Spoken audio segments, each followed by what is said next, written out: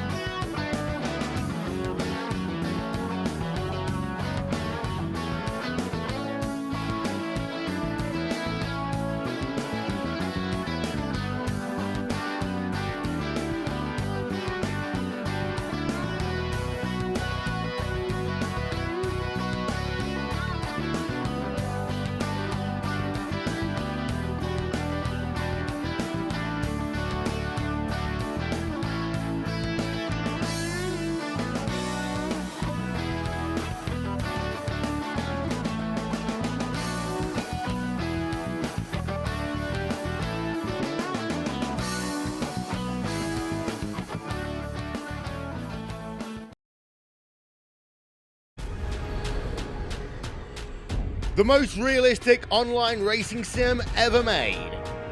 This is iRacing. Detailed laser scan tracks, fully dynamic real world cars, and over 50 series to choose from. 6 online world championships offering over $100,000 in annual prizes. This is the original esport racing game. This is iRacing.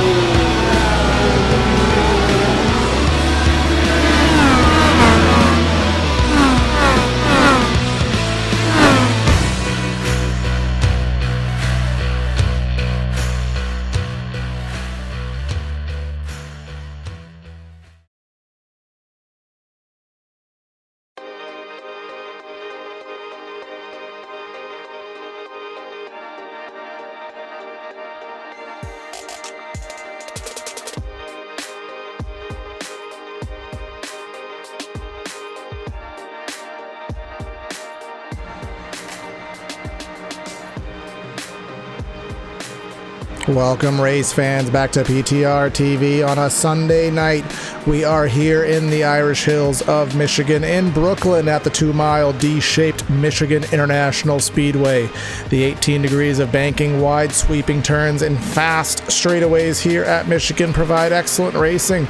And when you mix that with the new Monster Energy NASCAR Cup Series package to facilitate drafting and pack racing, well, it is going to be a very interesting night indeed. Giving you the calls tonight, myself, Corey Silva. I have Marshall Crocker Jr. in the booth with me.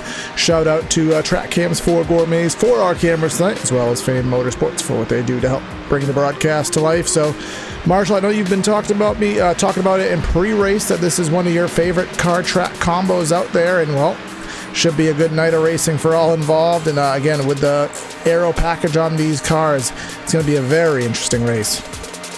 Yeah, definitely, Corey. I think, as you mentioned, the combination specifically, I think, is very interesting, of very aerodynamic-based cars in the Cup Series with a very interesting track design where it's a large speedway where you're going to see a lot of pack racing, but there's also a lot of strategy, a lot of like driver input elements there, where you have, throttle control and different steering lines depending on your tire situation. So it's a very interesting race, especially in the Cup Series, and I'm looking forward to tonight's race.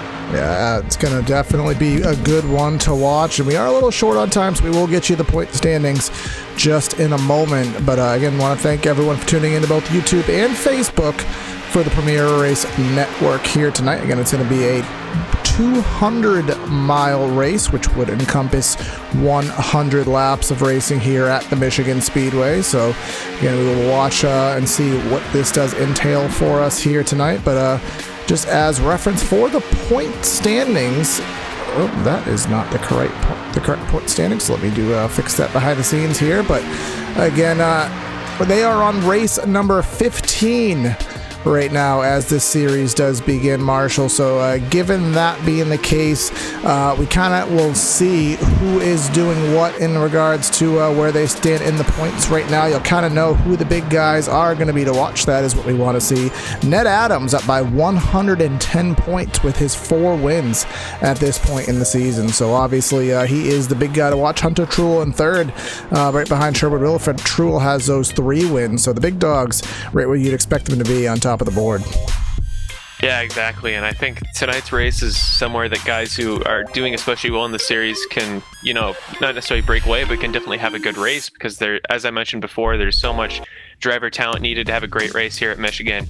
And those guys up top, they got those wins already, and this is the perfect track to add to that total. Yes, it is, and it's going to be an interesting one, but let's figure out where they're starting here tonight. The starting lineup here from the Michigan Speedway. Wayne Grassi is going to be on the pole with a lap time of 38.249 seconds. Congratulations go to him on that lap. Gil Gawk on the outside of the front row. Jeff Bratton in third. Ryan Decker rolling off P4. Cedric Ingham in 15th. Aaron Stockwell in 6th. I think I said someone was in 15th. Don't mind me. David Hensley's in 7th, and Sherwood Williford is in 8th. Rolling off in 9th is Steve Benjamin, and Chuck Sweeting is your top 10. In 11th is Randall Ballard. In 12th is Jason O'Connor. In 13th spot, Hunter Truel and Tim Phillips in 14th spot. Jeff Marble in 15th. Mark Massot in 16th. And then in 17th, we have Pat Warner. 18th is Ned Adams. I don't know why they just moved me. Start with 19th. In 19th position is Brian Rainville. 20 is Ken Ayland. In 21st position, we have Blair Stevenson. In 22nd, Rob Denoff. 23rd and 24th. And, well, that is actually all we have on the grid here tonight.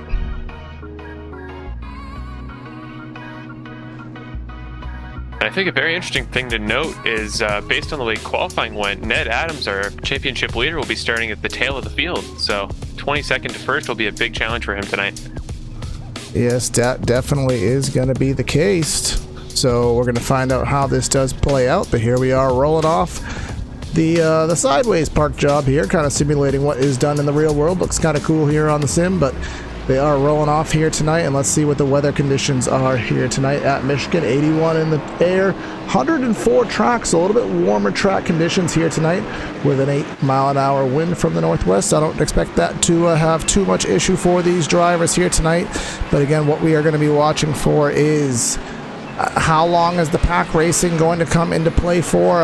From what I've learned in my own personal testing here, should be about 8 to 10 laps. I think we're going to see some really strong pack formation, similar to what you'd see at the 2 plate tracks. But after that, once the tires do wear and the aero push kind of comes more into effect, you will start to see these guys kind of handle the cars more and have issues with that.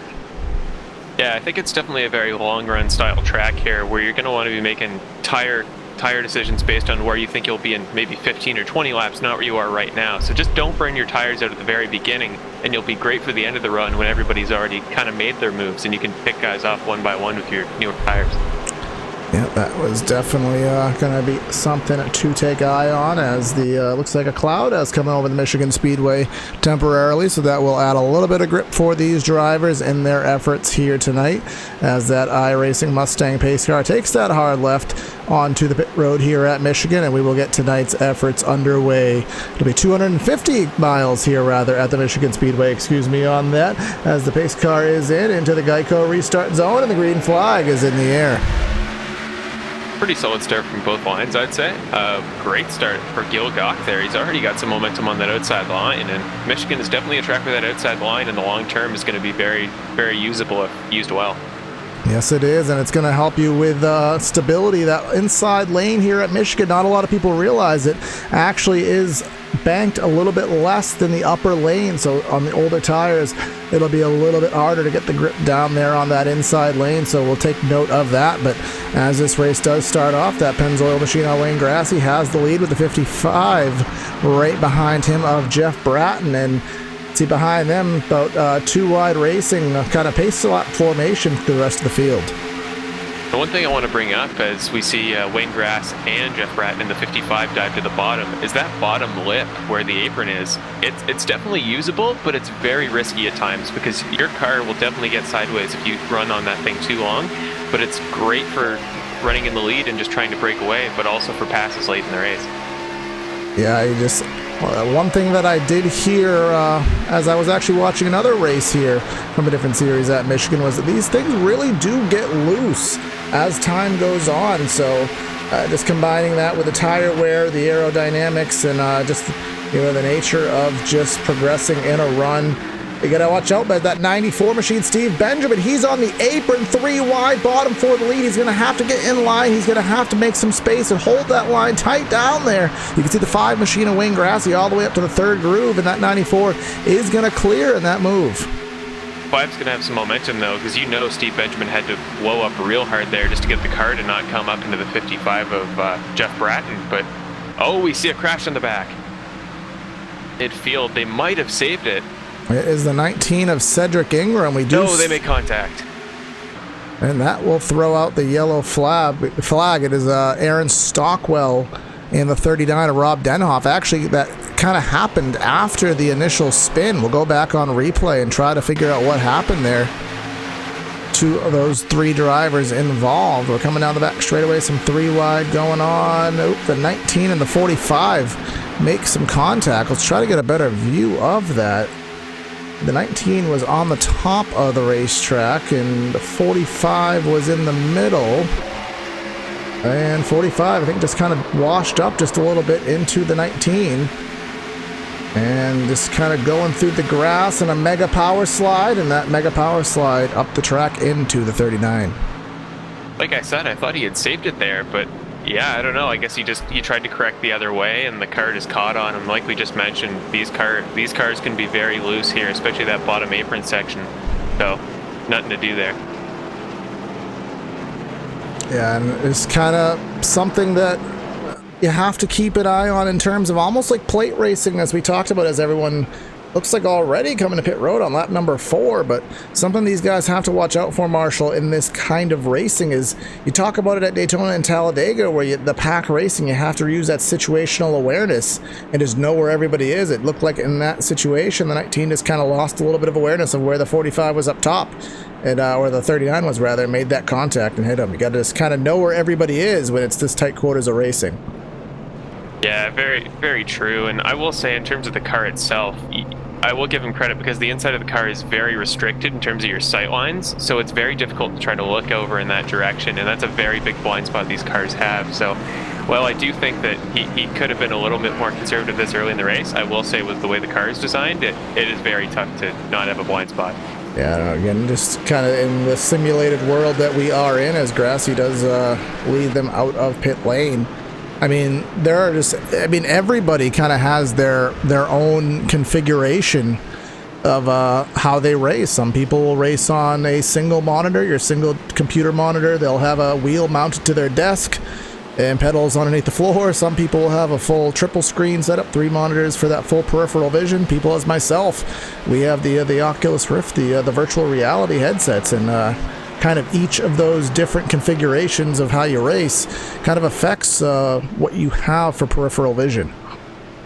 Yeah, and as a wheel single monitor pedals on the floor type driver, I can tell you it can be tough to kind of see around you in those enclosed spaces. Whereas with the VR, you have more sight lines there. Yeah, that's how I started as well, and I'll tell you, once you kind of get the sim racing bug, and you kind of just work out the finances behind some of the investments we have to make to do this to the level that I know a lot of people love as the pace car lights do go out. You find yourself clamping a steering wheel onto a desk. You find yourself buying a full racing cockpit. You find yourself building one. You find yourself upgrading your PC. This is definitely kind of like the once kind of like the Pringles method. Once you pop, you just can't stop.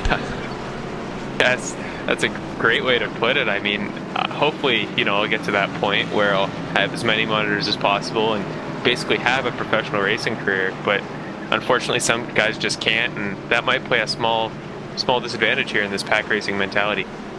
Yeah, it definitely is not advantageous as we come down the back straightaway, and apparently the camera wants to pan through a forest of trees. There we go. That back to reality there, and kind of surprised to see drivers come to pit road this early in the race. I mean, 4 laps in, unless they've really filled the tires, we're at that much of a disadvantage already. And I haven't personally turned laps today, so we'll find that together. I would expect the fuel load to be about 40 to 50 laps, somewhere in that ballpark, assuming we do get that long of a green flag run. But we are coming through corner number 3 and 4, and let's try it again and get this thing underway.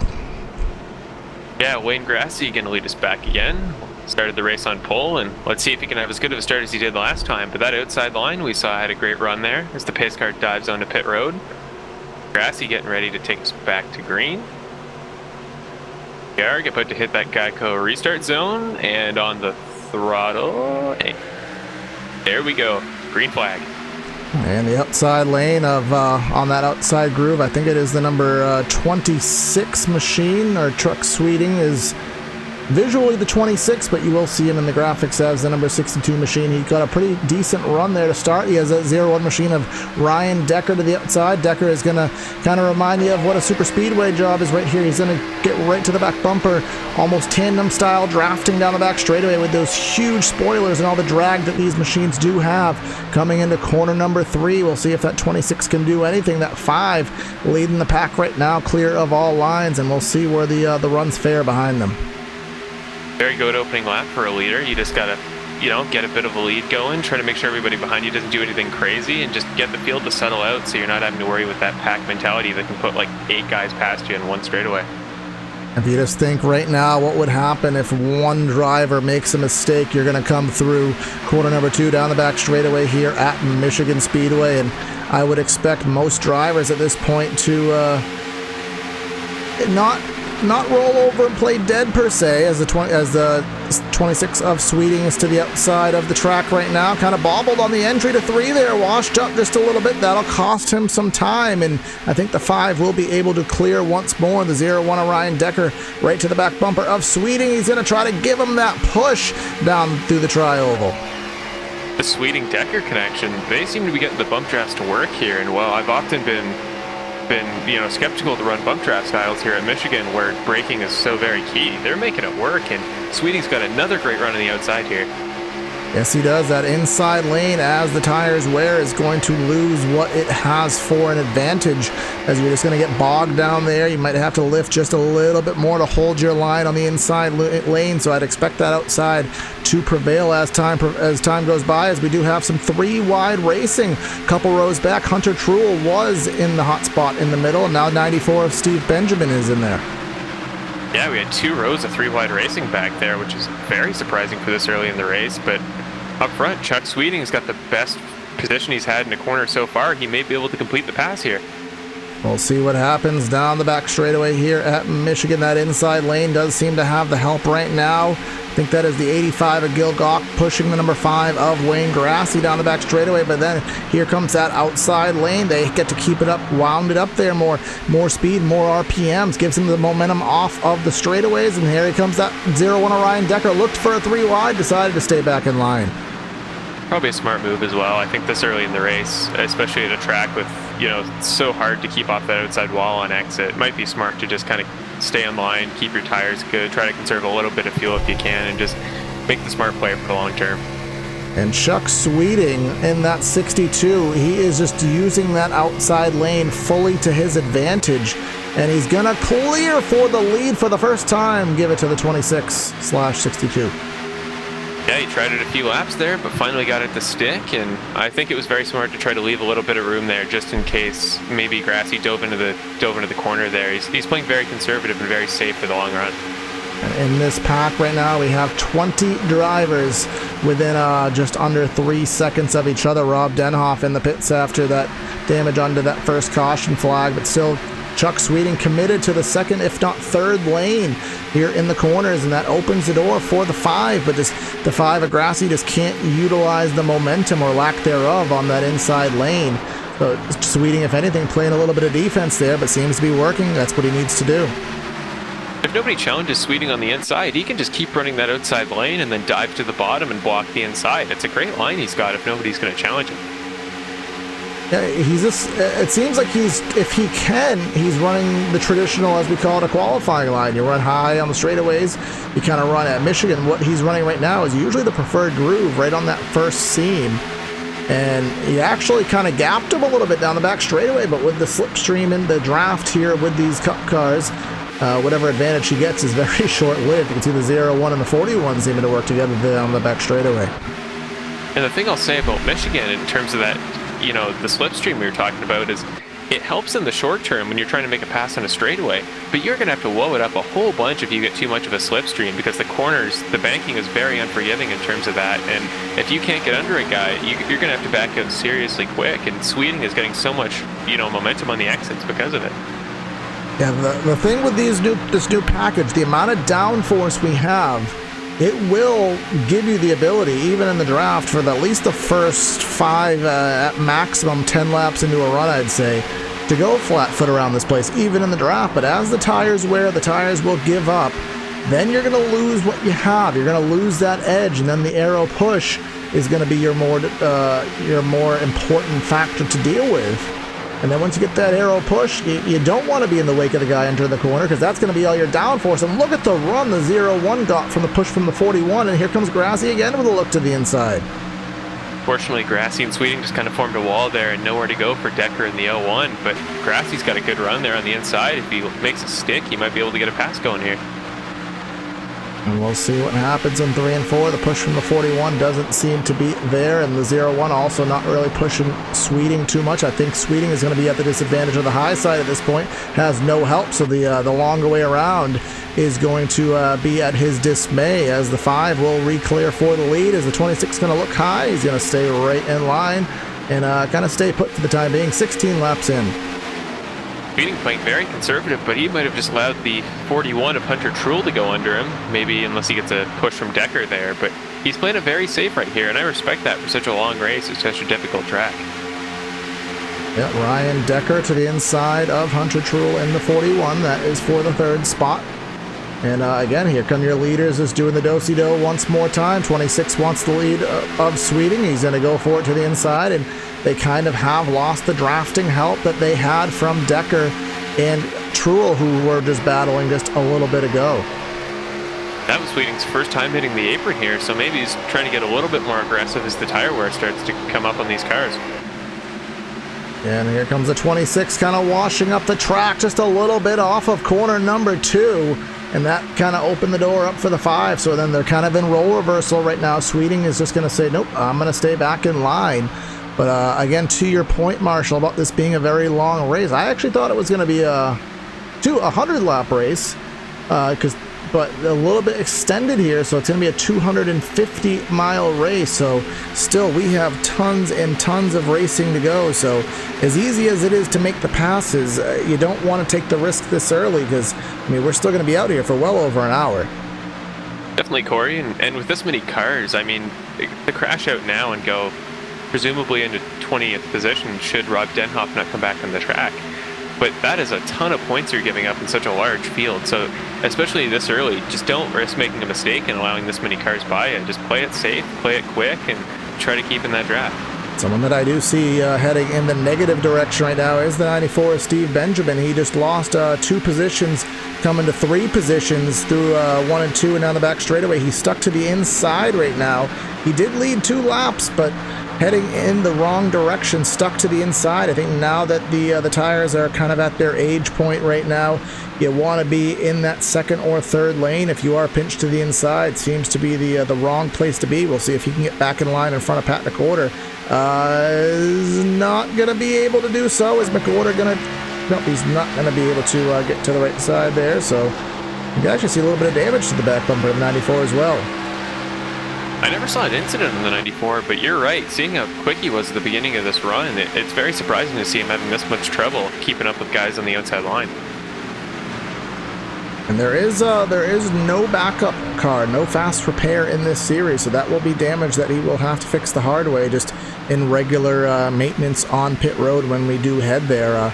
Other points to come up for the league. It is a 17 incident limit, so if you do have 17 incidents over the course of the race, whether by car contact, off track, sitting on the wall, you will be removed from the race. So that does kind of add to the importance of a clean running experience here in the series, which seems we have experienced thus far. And coming to complete lap number 20, as I kind of expected, Marshall. We're about 15 laps into the run. And it looks like the double file formation has kind of given way to single file. Everyone just trying to kind of stay put and just kind of keep their cars under control. Yeah, if any track I can think of, at least certainly for an oval this large, it's the only track you'll see the driving style change so drastically in maybe a 10-lap span. Because you're right, this is a completely different race than the crazy passing fest we saw a few laps ago.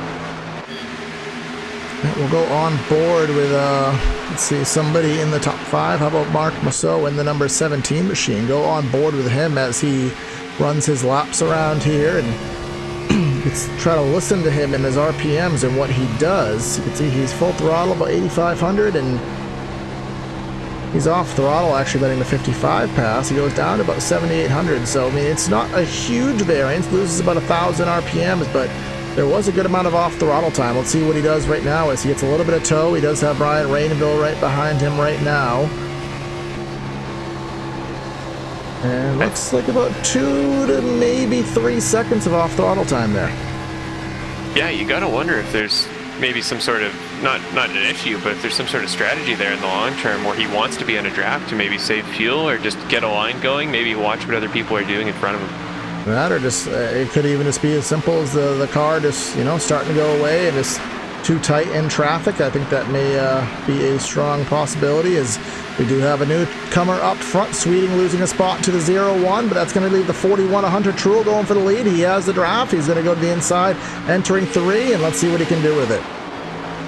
The quick point to bring up. Truhl is the only driver in that top 5 pack in the top 10 in points. So we have a very new field of drivers up front here, but the 41 Hunter Truhl, great run on the inside there. He might be able to make it stick in a 1. Let's see as they head through the remainder of the tri-oval here. That 5 kind of uses a little bit of side draft, pulls back alongside of him, entering corner number 1. And look at all the way in the 4th lane is that 5. Trying to get some cool track, some clean air on the nose, and he's going to use that and carry that momentum down the long back straightaway here. And again, continue this battle for the lead heading into 3. The 5 has the edge once again. Went to the outside there. I guess he wasn't sure where the 41 was going to drive down, and Hunter Truhl, of anybody in this front pack, he's got 3 wins this season, so in terms of experience, he's definitely a guy you're going to have to watch out for. And just as we say that we're back to single file and the field has kind of thinned out just a little bit in terms of the race ability, here we go 2 by 2 up front in your top 4 positions. The 41 still trying to clear. He may be clear just for a millisecond through the center of 1 and 2, but that is not going to be enough. He's not going to shut the door, leaves the door open for the 5. The 5 carries the momentum off of 2 down the back straightaway, and he may clear for the lead in 3, but he will not shut the door, leaves it open, and again more side by side. And Hunter Truhl in the 41 is playing a great line there, just trying to defend, where he's able to run right up to his corner panel so that the 5 of Wayne Grassy can see him, so he's more hesitant to make the move down there.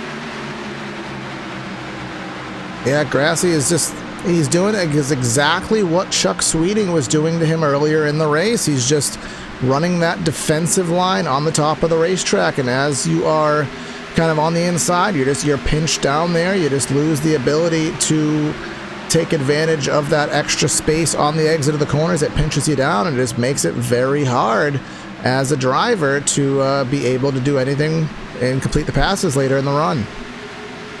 Yeah, and this early in the race, you're going to be way more hesitant about stuff like that, so any opportunity you have to put even a little bit of pressure on a guy, take it. It's likely this early they're not going to do much about it. And just going back to an earlier point I had, I kind of estimated, typically here at Michigan, it's about 40 to 50 laps, usually closer to the 40 end on pit stops. So just being said, you can see here on the stint chart, it is 22 laps for everybody. So theoretically, we are about halfway through this stint. And take that into consideration, maybe about lap number 45 to 50. We'll see these guys on pit road. Remember, we had a caution very early in the race, only on like lap 5. So the race kind of having a little bit of a green flag flair to it. And that being said, these guys might have a little strategy working in the back of their heads. Just a few laps after I said he was playing safe, Wayne Grassy, a huge move to the inside, but now the 41 of Hunter Truhl is going to go for it. Finally starting to see that aggressiveness come out at the end of this run. Yeah, that 41, he's just going to the bottom as aggressively as he can, and he's washing him up the track almost into the 3rd groove there, but you can see everybody is behind the 5 running in that high lane. Nobody wants to be on the bottom now. I think the handling is kind of taking that aspect out of it, and it'll still be door to door. Everybody behind the 5 entering corner number 1.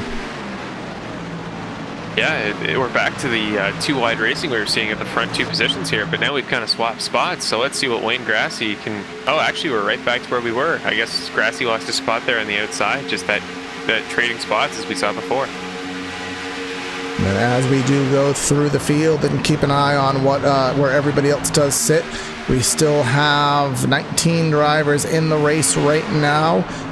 We have lost 1 driver. Aaron Stockwell has dropped out of the race.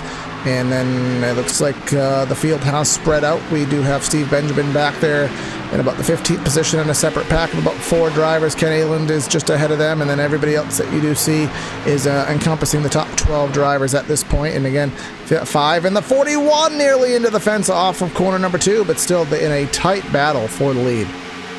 As we see these guys straighten out, you were mentioning the points. Ned Adams, our championship leader, never even started the race, so that's going to throw a huge wrench in his plans for this season. And, well, luckily in his situation with the massive points lead he did have, 119 points, he will be more than ample to hold on to that. And pretty much a two-race buffer he essentially has with over a 100-point lead in the season at this point. Got a 36-point season, or rather 36-race season, I should say, that does emulate the Monster Energy Cup schedule. And again, 41 to the inside again. That lead change total at the top of the screen continues to grow as these guys continue to battle for the top spot. You gotta wonder when Ryan Decker in that 01 car is gonna kind of pick a lane and try to go up to that second spot, because he's had plenty of good runs, but he's always backed out a little late as he sees a guy go to the inside. So you gotta wonder if by the end of this run he'll start making moves and try to get some track position. I mean, you figure if this was 10 laps to go, I think he would have been 3 wide to the inside already. But again, where we have so much time is Chuck Sweeting with the power move to the inside of the 01. 01's going to back off and let Sweeting clear for that position, whether intentional or handling related. He did back off. So Sweeting goes back up. And again, top 2 just cannot seem to figure out who wants to lead this race. Going for it once more time. Sweeting had dropped back to 7th at one point on that run, so I thought maybe he was having an issue or if he was just off his line for a minute, but he's coming back into it and making some really aggressive moves across the track here. Yes, he is. And again, I'm assuming these guys are fighting for that lead lap points. Remember, you get points in NASCAR for leading a lap. You get points for leading the most laps, so easiest way to gain that point is to make sure that you're out front for every single lap. Is the 5 really loose off a 2? He saves it. Those tires, we can see him coming into play. They can get brutal when you take that inside line there and you try to come back off the fence and just overcorrect. But the 01 of Ryan Decker, like I said, finally taking that inside line, making some aggressive moves. Now, sometimes you'll see as the 26 is sweeting into the fence off of 4, getting a little bit bobbly. Everybody's starting to lose the handle on the machines. We are about 30 laps into the run. So these guys, obviously the guys who saved their stuff earlier in the stint, perhaps the 45, perhaps the 85, Gil Gok, who's down a second, starting to show their stuff and what they have for long run pace. We can see a top point sitter trying to make smart tire strategy. Hunter True was the 01 turns the 85 spinning down the back straightaway, and that's going to throw the caution in the air. Right, as I was about to say, we were going to see a lot of like individual crashes here in that outside line. We finally see a spin here, but it's provoked. I think it was Ryan Decker got into Gil Gok in the 85. Yeah, Gok went to the, Decker went to the inside, and I don't know if he was just going for a side draft. We'll take another look at it. He went to the inside of the 85, and I think he was going for a side draft maybe, and a little bit too close for comfort there. Sends him around, but if luckily for the 85, there is about 7 miles worth of runoff pavement to the inside. So just a quick spin, and he should be back in it with no incident. Yeah, if there's any track to spin at, it's definitely here at Michigan, but it looked almost like the same blind spot for Ryan Decker that we saw in that earlier crash. It was just the same situation. He came down, there was a guy there, and just nowhere to go after that for the 01 of Decker. Yeah, so luckily for the 85, I don't really see any damage that would have any kind of aerodynamic hindrance to that machine, so I think it's just going to be a track position loss. He should be able to continue just fine, and obviously being at the end of the fuel run, the end of the tire run, we will see your leaders and, well, everybody on the lead lap come down pit road. And somebody choosing to stay out. Not sure if that was a lap down car. Oh, that is the 17 of Mark Mousseau.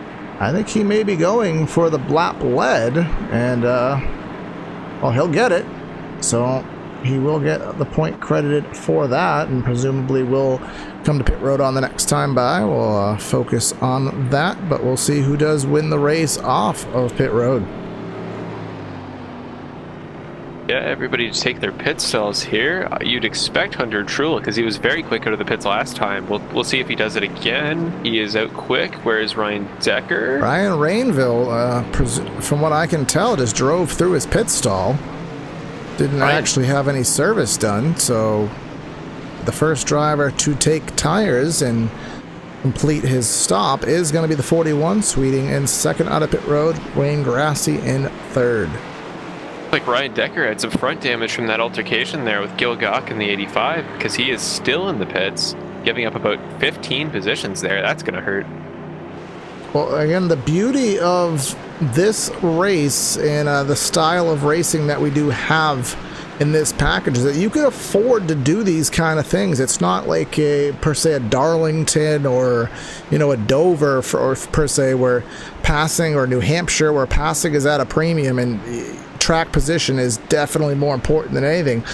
At least for the first 10-15 laps here, you can pretty much go from the front to the back if you play your cards right. So it's not a bad call to get that damage fixed early in the race and just, you know, try to salvage and, you know, just not have to worry about that as the run continues. We see Mark Mousseau in the 17. He must have been right, just going for that lap lead, because he's now pitted and somebody else behind him. Yeah, that's Rainville. Yeah, but yeah, as you talked about, I think in this race here, it's going to be interesting to see strategy like that, where in terms of points, these moves like that, where, you know, go for a lap or two. Because at the end of the day, being that far back in the field matters very little. And to finish first, you first must finish. And I think because of the strategy of just stay till the end, because you're not at a very difficult passing track, it might work. And of all the races I've ever watched here, guys that run in the back in the middle of the race have great finishes. So it's completely up in the air who could win this thing. Yeah, I was actually myself watching I don't remember who it was, so I can't give them that shout out, but I was watching some stream of a driver in his NASCAR iRacing series, NIS Fixed shorthand, and that's what he did. He actually, it was Real Radman, as a matter of fact, on YouTube, and he was in an NIS Fixed, and purposely the first 75 laps of that race, he purposely chose to stay in the back. Almost the first 3/4 of the race, he had no intent whatsoever of running up front here at Michigan, and towards the end of the race, the last 20-30 laps, that's where he chose to make his move, and I don't remember exactly where he finished, but it was a good result for him. Yeah, if you can sit in the back there, you can avoid any crashes in front of you, any small incidents, and just make the easy passes. But at the same time, we see so many cautions here already. We've seen two pretty major incidents in lap 37. So if you need a caution to bunch up the field, this is a place to get it. And then, not sure if on your end in your user interface, if you have it, but something that came to iRacing in our most recent software update. We have 12-week updates in software updates, and just had one this past Tuesday. Green-white checker finishes, finally an option, so you won't, assuming that it is programmed into the league, we will not see a race end under yellow. And just imagine this crazy package that we have with a 2-lap dash to end it out. What I can tell, I don't think the series uses it, but I would not be surprised because it is so new. I'm not positive where to find it, admittedly. I'll see if I can look up on the back end here and see if that is it is in there. I know most series that kind of are going after the NASCAR approach, I think, implemented 3. But again, if that comes to it, but that's of course if a race comes to a caution that would end the race. Our goal is to not have that happen, so hopefully we do not have to worry about a shootout style restart. I know as a driver, especially if you're one up front for the entire race, the last thing you want to do is come down to a 2-lap dash, because I mean the amount of things that can go wrong when everyone is going for a 2-lap battle. That list is rather high, but here we are through 3 and 4. Looks like another cloud has come over the facility. That'll add just a little bit of grip as the track temporarily cools under the cloud. Pace car will come off of corner number 4, and that number 41 machine of Hunter Truel will get us going to start lap number 39. And as he does that, we're going to stop talking and we're going to crank the engines up and let you feel the thunder here at the Michigan Speedway.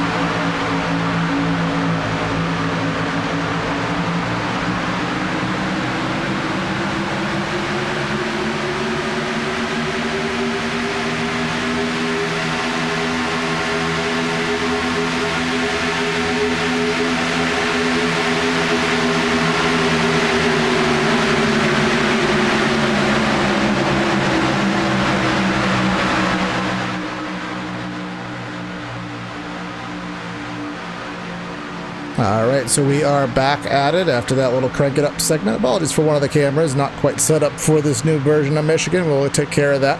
But lap number 41 on the board, and up front, it is still your number 5 machine of Wayne Grassy with the lead. Chuck Sweeting in second, Hunter Truhl in third, as we kind of saw for the majority of that first run. Seems to be the case. Here comes Sweeting with a move to the upside, trying to use the help from, I believe that to be the 33 of Sherwood Williford. Haven't talked about him all night. No, he's made a big push since that last green flag stop there. I think he may be somebody to look for here because he's having a great run there on the outside. He gave Sweeting a good push up the outside here, but Hunter Truhl in the 41 is being kind of a lone wolf there, running on the inside. And right as we see the 55 of Jeff Bratton start to follow him, maybe he can get a line going down there on the inside. Yeah, we'll see if that is a possibility here as we do continue and watch this battle up front. They are door to door, side by side, and all throughout the field, even going back to the latter end of the field now that everyone is condensed in this lead pack. All, what do we have? 19 drivers are in the first draft right here. There are some single file at the end of the pack. I think some drivers still on the air of caution, but we talked about Steve Benjamin earlier, who had damage and fallen back to the end of the pack. He has fixed it, presumably. Here he is in the top 5 battling with these guys. Yeah, another driver having a great run here in the last few laps, but he was a big force there in the inside last run, and right now that seems to be the quick line as both Jeff Bratton and Steve Benjamin have made it work in the last few laps. Yeah, and again, this is where it's going to work, is with the tires at their optimal. We saw about 15-20 laps into the run before, they were not able to make those moves to the inside of the track with much success, but while these tires are still fresh, you can even see the 26 of Sweeting just power to the outside of Benjamin off of 2 that time, taking full advantage of that draft, and taking advantage of the draft is the 55 of Jeff Bratton again. New drivers moving their way up to the front as this race does progress. But look at the 5 of Wayne Grassy by himself, not any help at all. Got a huge run off, 4 pulls to the outside of the 55. I think Wayne Grassy might be conserving tires because he's running outside every single lap, and these runs he's getting off exit are working. So maybe the good strategy in this long run. And remember, the track will change here at Michigan over the course of the race. Remember, with the iRacing dynamic track surface, as every single lap goes by, as every car goes by, their heat is transferred, their rubber is transferred into the pavement, as you'd expect in the real world, and that does affect how these machines do handle, especially with 20-plus drivers turning lap after lap here at Michigan. So, and another point, these are open setups, so everyone has their own custom chassis under the hood of their machine, so some drivers will be set up for better lines and for to be better in other situations than other drivers will be. 55 of Jeff Bratton here looks like he was going for a move. Looks like he's going to back out, but talking about setups, Hunter Truhl must have a pretty impressive one because he's running any line he wants and he's making it work. Yes, he is. Just kind of, just putting that number 41 wherever he wants to put it. See, we saw Chuck Sweeting, we saw the 5 even kind of running that high lane at all time, but that 41, he's kind of running the bottom of the track, and when he does have some competition, when that 5 makes a move, he is not afraid at all to put it up there on that second groove and play defense up there. Here comes the 5 with a look to the inside, and not quite enough to have any position, so the 41 just kind of straddles the seam there. Good, a nice safe line to run, and so far no one's been able to make a move, at least in these last few laps. No, and Hunter Truhl's playing a very safe defense here. He's not making big moves and trying to cut across like we saw in both incidents earlier that could risk getting in a crash, but he's just playing safe, putting some pressure on guys as they try to swap, and he's keeping that 5 of Wayne Grassy in tow quite well. 55 of Bratton trying to push the 5 of Grassy, and you could see the mega surge that he got, the momentum that the 5 got off of that push from Bratton, but I think the 5 of Grassy just chose to pull back and stay in line there. Just didn't feel like that position to the inside was going to be advantageous for him, so he does back off. But someone I do want to focus on latter in the field is that 0-1 of Decker. We remember he saw the contact with the 85 of Gil Gawk. And Decker stayed in the pits to fix whatever damage he didn't have, and here he is in 11th, trying to knock on the door for the top 10. Pat McWhorter in the 84 to his inside. Remember, Gil Gawk, after his spin, he's in the top 10. He's in 9th, just ahead of this battle. Chuck Sweeting up front again. He had a bit of a rough few laps there. It looked like he was starting to move to the back, but Wayne Grassy in the 5, here he comes. Gonna have to whoa up real hard on exit though. To the inside, the 5 will clear. Is he gonna shut the door? Answer is yes. And I don't think the 41 really wanted to force it there, so he did back off. Sweeting with the power move to the inside of the racetrack. And he will try to clear the 41, but the 41's going to have the help from the 55 up top. 41 is going to have the momentum, and they will be door to door. And I will say, Marshall, I'm still not over it. Saying drafting and helping and bump drafting at Michigan is still not quite in my vocabulary yet. No, this new package has introduced so many new concepts in terms of tracks and into my understanding of the sim, because it can just be insane. I never used to see this many slide jobs under from aerodynamics happening here, but Chuck Sweeting's making them work. I know Ryan Decker in the 01's the one running the Dale Jr. livery, but Chuck Sweeting may be his protege here. Yeah, I mean, we always saw the draft here at Michigan play an effect. They would be upwards of about 195, well, actually upwards of 210 miles an hour even, entering corner number 1, and they would be a big draft down the straightaways, but you'd have to slow down so much in the corners just because of the lack of grip. But the 41 with a huge move to the inside, but I just don't think it's going to get anywhere. The outside seems to be where you need to be right now. But again, with that old package, you had to slow down, even use the brakes here at Michigan, but where we're just flat out and a little bit of a lift, it really just changes the pace of it, changes the approach, changes what you have to do behind the wheel, and it gives us this constant back and forth that we've seen thus far. We thought that the track changing in terms of condition was going to be a big wrench, but I think the new setup might be even bigger of an issue because it's so unpredictable how to run. Anybody who's run here, even as little as a week ago, that's completely different than what they're used to. But in terms of that adaptability, Hunter Truel and Chuck Sweeting are doing very well at it because they're making both the outside and the inside line work, and here they come up the inside. Yep, the 41 is going to have that big push from Sweeting, and the 41 will clear. Sweeting is going to get about halfway there. He's actually going to have the help from the 41 who stays in line. 39 is a lap down car. Rob Denhoff is 32 laps down. He will stay high and out of the way. Sweeting all the way down to the flat. He'll merge back onto the racing surface, and the 41 is going to open the door for the 5 to get a draft. The 55 pushing the 5, and Sweeting trying to go a little bit high on entry to 1 to keep his arc, keep his entry. He's going to wash up and open the door for the 5 to keep that momentum from the top and re-clear for the second spot. I thought we were going to see another version of that beginning of the race incident where the back end just comes around on exit, because he had that back going crazy during the middle of the corner, but he managed to save it there. Something I do want to bring up is for the league's benefit, a couple partners with them that helped bring broadcasts to life and for them, and just kind of helping out with league maintenance and such. Simmortal, you can check them out on their Facebook page. Simmortal does some really cool work with diecast, custom sim diecast. You can even get your own custom iRacing paint scheme made into an actual diecast, amongst some other things. So you can check them out. And then Steve Benjamin, I know this is his personal company, Clicking with Canines, clickingwithcanines.com in the New York area for dog training and stuff on those lines. So those are 2 league partners you can check out as we come off of 4, lap number 55 going on the board, and that 41, he's been up there for 24 laps, so he has been doing the good 25 laps now. Hunter Truel in full command. Yeah, and if I was to put a bet on this race, he's definitely the front runner in terms of both experience, points in the championship, and just how he's running today. Just a very solid race overall. He just seems to know where to have that machine, as they are scattered out in the tail end of the field. They're 3 wide. That's Benjamin and the 84 Pat McWhorter. They were 3 wide just for a moment, and then a little bit further up, that's Ryan Decker, when we were talking about him. Jeff Marble in the 51, he is at the top of the track, and then Mark Massel, we talked about him earlier. They were 2-3 wide just for a moment, and they're kind of playing the same game the leaders are doing, 2 by 2, entering corner number 1.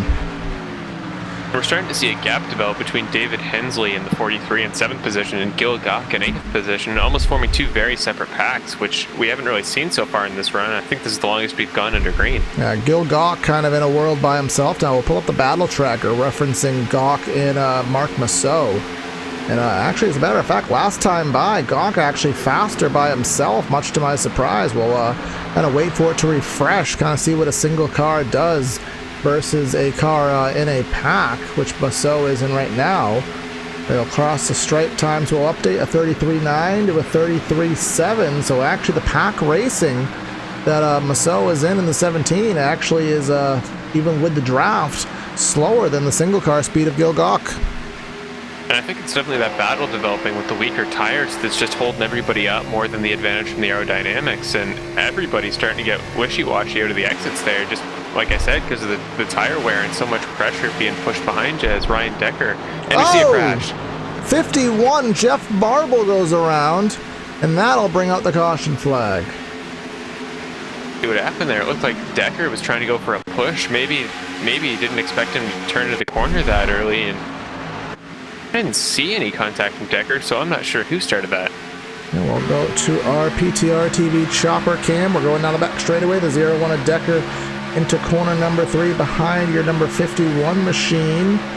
And looks like the 17 of Massot just a little bit wide on his line and into what was the number 51 of Marble. We'll kind of take another look at that from the onboard perspective. Oh, that is not the camera I wanted. I wanted the onboard of Mark Massot in the 17. We'll get that for you because I think that will be the definitive factor of what caused that. Entering corner number 3. I mean, it was a high line from Massot, but it was hard to tell if one came up, one came down. Kind of a racing deal. I don't think Marble expected the 17 to be in that lane. But it's kind of hard to tell where it was, but regardless of such, some pretty significant damage on the rear of that number 51. We'll see if he can get it fixed, but everyone comes down pit road this time by.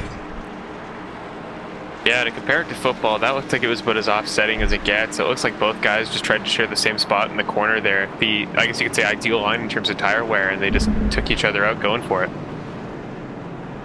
Yep, so we'll see, expect 4 and fuel from the majority of these drivers on this pit stop. Looks like everybody came to pit road. Nobody's staying out for the lap lead as we saw on the prior attempt. And that is Chuck Sweeting getting out of pit road first. Then Hunter Truhl, then Wayne Grassi, and the remainder of the field. So as we are under the second caution of tonight's race, we're going to step aside and go side by side, and we'll be back with you for the restart, so please stay with us.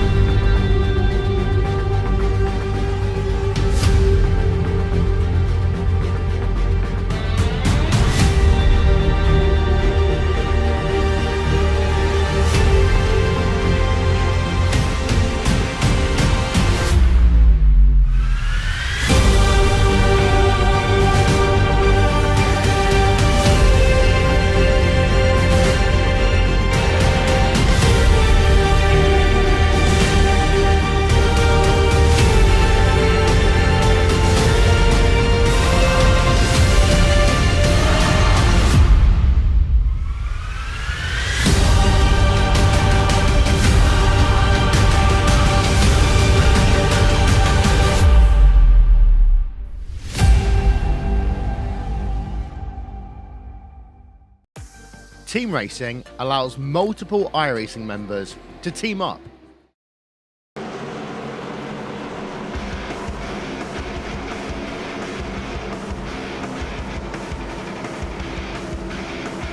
And we're back here for a restart on lap number 61. You are watching the Premier Race Network for round 15 at Michigan Speedway, 250 miles. Welcome PTR TV fans on YouTube and on Facebook for tonight's battle, as we are just about at the halfway point in this race. Chuck Sweeting is your leader in the number, well, what you see as 26 machine on track right now. Number 41, 100 True has led the most laps. He is to the outside. Pace car is in, and let's get him going. Green flag is back in the air. I was a little bit early on that one. In your defense, though, very late on the throttle from Sweeting. The 41 got a great jump there. And 41 is going to try to side draft and do it all by himself there on the outside of the track, as the 33 of Sherwood Williford is not quite close enough to provide any kind of drafting assistance. And, well, it's going to show its disadvantage for the 41, as the 26 and the 5 to the inside of the track, drafting everyone to the inside as we head into 3 on these brand new sticker tires. Yeah, and I think those tires are going to play a big role here, as you can definitely use the inside a little bit more than you could, and you can be more comfortable on the outside because you know nobody's going to come up in you, at least not accidentally. Yeah, that is definitely the best part of a restart. You know you have the grip to run the bottom without any kind of fight or disadvantage. So that is where you want to be. And then the outside comes in as the tires do wear, and it becomes harder to run full speed on the inside of the racetrack. And that 26 is still fighting on the bottom, if I could enunciate. 41 has the push from the 33 of Sherwood Williford at the top of the track. And again, what we've seen all night, the double file battles for the lead. Yeah, what a comeback for Williford. He was a guy we talked about a minute ago was running in that front pack, but now he's up to 4th, and if he can get a push going on Truel, he might have a good run here to the front. Yeah, he's in that position right now, as you can just look at them. I think they're tighter 2x2 right now than they were on the pace lap as we head into corner number 1. And who is that all the way in? That's Brian Rainville, kind of running the 3rd lane on entry of corner number 1, maybe trying to get a little bit of air on the nose of that Camry. He will be in that position up top in the 7th position, as we have a 3 wide for the lead entering turn number 3. Yeah, it looks like Sweeting just came a little bit too wide on exit, and Wayne Grassi in the 5 took advantage of it, and it looks like the 55 of Jeff Bratton will go with him. Bratton in that 55. Sweeting will lose that opportunity and lose the speed, but he will get it right back in the draft, entering corner number 1, and he's going to go to the top of the track and try to help out that number 41 of Hunter Truel. Shuts the door and cuts off the number 33 of Sherwood Williford. Chuck Sweeting kind of where he wants to be, where he's been the majority of the race on that outside. Now the 55 of Bratton by himself to the inside. Bratton kind of boxed in Truel there because he got a great run and exit, but just nowhere to go with Wayne Grassi right in front of him. Yeah, Wayne Grassi is right in front of the 41. 41's just kind of showing some patience now, as again, Bratton in the 55. He just hasn't had the help there to the inside. The 5 not going to help him out at all, but the 41 is going to get in front of the 5, use that in draft. 41 of Truel trying to get back to the lead where he's been the majority of the race. Those new sticker tires, let's see if he can, well, stick it. And looks like he will, and Grassi's going to go way out to the outside, giving Jeff Bratton 2nd place. Well, not quite. Bratton probably could have shut the nose off on the 5, but he chose to leave the lane open, play on the safer side, and that will remain them in a double file formation. Chuck Sweeting lost a bunch of time, but that might actually work to his advantage with the way the draft has been working. Coming off of 4, Bratton, he's managed to get some momentum. He's got that car in a good place. Let's see if he can get it at the stripe. Williford might give him a push here into the corner if he can maybe do a slide job up here and try to go across on exit. It was given to the 41 of Truel, rather, at the stripe. So if you are a Jeff Bratton fan, he still has not managed to take the goose head out of the laps led category. He's trying to get that first lap led and that point. And while the outside lane had something negative to say about that, as they are drafting him away on that inside lane, taking the spots away from him. The 5 of Grassi is going to try to clear as well and pass that number 55. And the 55 is going to drop in front.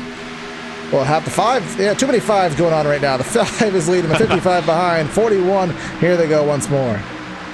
This team of fives, they may have a good run going here, because they're with these new tires, that inside line is going to work in a drafting situation. And just like that, Hunter Truex out of the top two for the first time in I can't remember how long. And he's going to try to fix that problem as quickly as possible. He has just an inch of room to the left front rear quarter panel of the 55. He's going to sail it off into corner number 3. You can see in full tow of the 5, but you're going to see him drift up the track just a little bit. That may just be the little bit of aero push that these guys are having to deal with here tonight. And you just, as the tires wear, the aero push becomes more and more of a factor in what makes your car go fast and what makes you lose speed here at Michigan. Entering the first corner once more. 55 with that ideal line. 41 is too tight. Couldn't hold it down there. Looked like Truex tried to do a bit of a bump and run there on the 5 of Grassy, but here comes Bratton in the 55. Will he be able to make it stick on entry? I see just a little bit of front-end damage to that 55. I wonder if that is going to hurt his efforts leading the pack, where it is more important to have a clean front end when you are leading it down. You can kind of get away with a little damage in the middle of the pack, but looks like the 55 will clear and he will get his first lap led of the day, and the 5 wants to end that immediately with the move to the inside. It looks like the pack may be done with Truex, because nobody's letting him into that outside line again. I think he might slide in front of Williford, but I don't know. I think he went for the bump move a few laps ago, and it just hasn't worked since. Well, sometimes the field, I mean, everyone knows what's going on. Everyone knows that 41 is really fast, and if he gets in front, it's going to be hard to pass him for a sustained amount of time. So sometimes, it's a matter of keep the fast guy from leading the race. So maybe the guy's just not wanting to work with the 41 because they don't want him to be up front. Yeah, which is definitely understandable, and I think this many races into a season, you know who the big contenders are. I mean, Williford and Truex in that 3rd and 4th spot, both in the top 3 in points. So they may be guys to look out for in terms of a strategy. Just a little bit further back in the pack, guys, we haven't talked too much about. Brian Rainville is in the 6th position, just behind these guys going up for the lead. As again, we have another battle for the lead underway right now. 55, he's going to clear by a long shot. That 5 was well high up the track last time by as we took through 3 and 4. And look at them squeezing through. The 41's going to squeeze a gap through the middle, 3 wide, entering corner number 1. It looks like he might make it stick too, because he'll be able to slot out. Right as I say that, Wayne Grassy is going to have to go to the bottom. Just didn't get a good run there on exit for Bratton. Yeah, Bratton was just, he had no chance with his entry into 1, and naturally being on the bottom, he had no traction down there, no way to hold the line, and he definitely paid the price for it. He's going to go back to 4th, maybe even 5th with Sweeting above him, but now it's going to be the 41 and the 5 up front. That's what we've seen the majority of the race, and that's what we will see once more. Sherwood Williford in the 33. He's right behind it and going to have to make a decision on what he wants to do. Grassy playing aggressive here with our 3rd place in the championship runner of Wayne or I should say the 41 of Hunter Truex, but Grassy is currently winless this season, so he's playing aggressive. He wants that win with a very solid race to this point. And this is a race to win. This is a race that's, I mean, it's going to be easier to win this race than it's going to be easier to win a lot of races on the schedule, and it's just because of the nature of what it is. I mean, I've been kind of joking about it ahead of time. It's almost like a Daytona Junior, where obviously it's all about the draft and about the positioning. As here we go with another 3 wide to the inside. That's going to be Sherwood Williford all the way on the bottom. I'm not sure how it's going to work with him all being on that unideal lane to the inside, and he's not going to be able to hold it. The 41 will persevere in the middle, and Grassy will fall right behind the 41 once more. Truex is getting a great handle on these 3 wides, but here comes Wayne Grassy. I think his first time to the inside line in a while. Yep, and let's see what happens. He is not gonna clear, or is he? The 41? Oh my God! By inches he turns him. Can he save it? What a save! Wayne Grassy with the amazing save there as we come off of corner number 4 and down the front straightaway. Let's take a look at what happened. The 41 of Truex, he cleared him by absolutely an inch, and I think Truex, maybe the little bit of draft there off of 4 that closed the 41 in a little bit closer to the back of the 5 than he was expecting. And again, just a little drift through the grass, but if in the benefit of Wayne Grassy, He's still in one piece, and he's even still in the lead draft, so he can still maneuver his way through this. Yeah, just judging visually, he has almost no damage, so if he's able to get back to that front pack and make up some track position, he could still be a big factor at this point in the race. I mean, he is 15th, but he's only 2 seconds back, so it's just going to be a matter of sifting through the pack. Right now he is in a battle with Blair Stevenson in the number 75 machine. He's just going to have to pick them off one by one, and maybe, depending when pit stops come, that may help him to gain even more spots. But up front, it's not going to change too much. But at this point, I think things have settled down briefly enough where we can go and give you a little bit of a through the field, let you know where your favorite driver is running, as we are under 50 laps to go. Up front, at least at the millisecond, it's Hunter Truel. Sherwood Williford is in second. Chuck Sweeting is in third. Jeff Bratton is in fourth. Brian Rainville in the fifth spot. Ryan Decker in sixth. Jason O'Connor in seventh. Gil Gawk in eighth. Ken Ayland in ninth. And David Hensley in 10th. Marshall. Benjamin, who we saw running at the front a while ago, back down to 11th. Same with Mark Mousseau in 12th. Pat McWhorter in 13th. Wayne Grassi, who just had the incident a minute ago, in 14th. Blair Stevenson in 15th. Tim Phillips in 16th, Randall Ballard in 17th, Jeff Marble in 18th, and then the 3 drivers not currently running in the field are Cedric Ingram in 19th, Rob Denoff in 20th, and Aaron Stockwell in 21st. Yeah, Rob Denoff in that 39. He is still chugging 33 laps down, and let's see, he does have 10 laps to go, and he will get one more position on Cedric Ingram. So 1 position left to fight for, unless we do have some further attrition. But let's see what happens as we go back to your racing up front in the race right now. And that's Hunter Truel leading it down with a 33 of Sherwood Williford to the outside of the track. Look at the wiggle from Chuck Sweeting off of 4.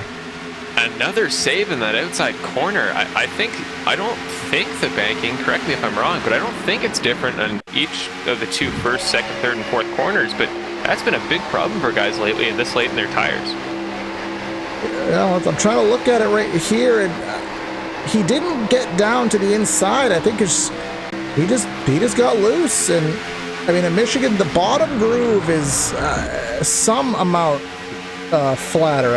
It's about a degree or 2 flatter on the far bottom lane, but from the second groove to the wall, it's a consistent 18 degrees. So if you get down there on the seam, you might get a little bit loose, or maybe just at this point on the tires and with the aero, it's a little bit too aggressive on the steering input. We'll turn that thing around. And there's a possibility there that he was trying to check up, because he got a great run on exit from behind Hunter Truel, and maybe he was just trying to avoid making contact there, and the braking in that corner just got his back end around. Yeah, but this is the kind of thing where at this point in the run, we are 20 laps into this stint right now, and as we see, the tires are starting to degrade, and I think the track's starting to slicken up here as we are not quite sure what time we are in virtual Michigan world here. Perhaps Marshall can enlighten us on that, but it is currently 5. Car in the grass on the front straighter. That's Wayne Grassi. And he saves it again. Still no damage, but maybe there's a small problem we can't see from that last incident.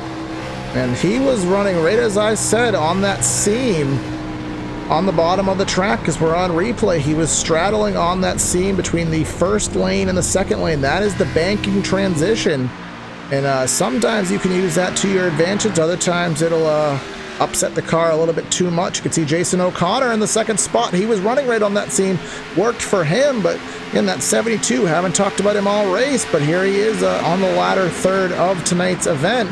Here he is putting his car where it needs to be. And Jason O'Connor, as you mentioned, that new driver to the front field, he's got quite the mountain to climb, because Truel has made a really decent lead out of here. I'm not sure what happened there, but he has taken off from that front pack. Yeah, he's got out there by about half a second, which it doesn't sound like a lot, but it's I think at the very edge of what the draft window would be, where you'll get that big suck up over your competition. We'll kind of watch the 55, and he's not really trying to, snake into the draft of the 41. Now he is in it, but at that point where I'm not sure if it's going to be effective enough to pull him back into play. But that 72 of O'Connor, him and and Bratton have been having quite the battle, and Sherwood, Williford, and Rainford rounding out your top. Rainville, it's kind of combining two names in one there. Williford in 4th, Rainville in 5th is your top 5.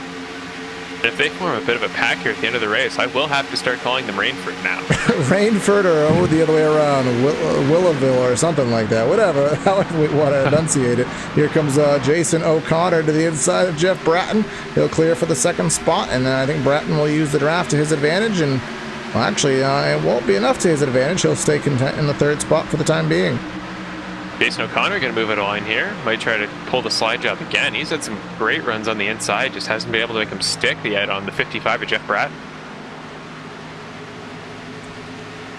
Yeah, right.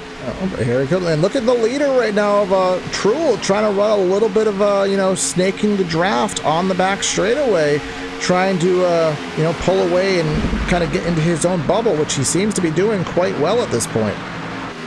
I'll speak from experience, though. That kind of Indy-style snake line, if you have weak tires, especially in the rear, your back end, when you make that, 3rd turn back left to make the corner, your back end could come around on you in a second. So while that strategy is working great to give him the lead right now, later in the run, that may be a big issue.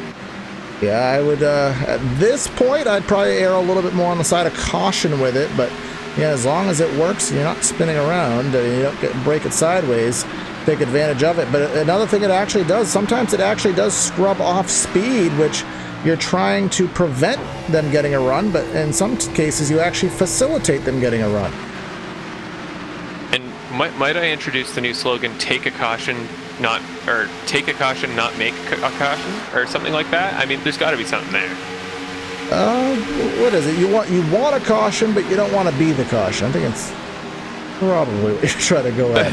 Far better than what I said.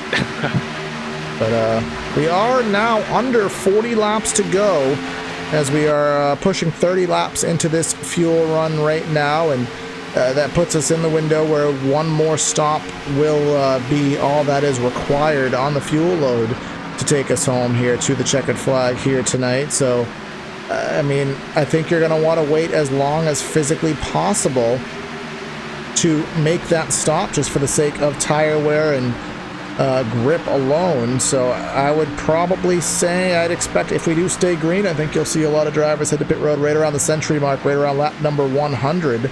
But we will see if that is indeed correct, as again we go through the whole entire field, and your top 16 drivers separated within 4 seconds of each other.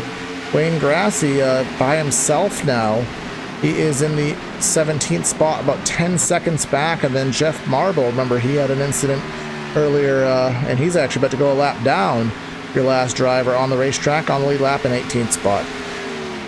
Jason O'Connor has started to really close that gap up to Truel. I think he got a bit of a push on the exit of that last corner from Bratton, but he's starting to form a bit of a two-man group there with Truel.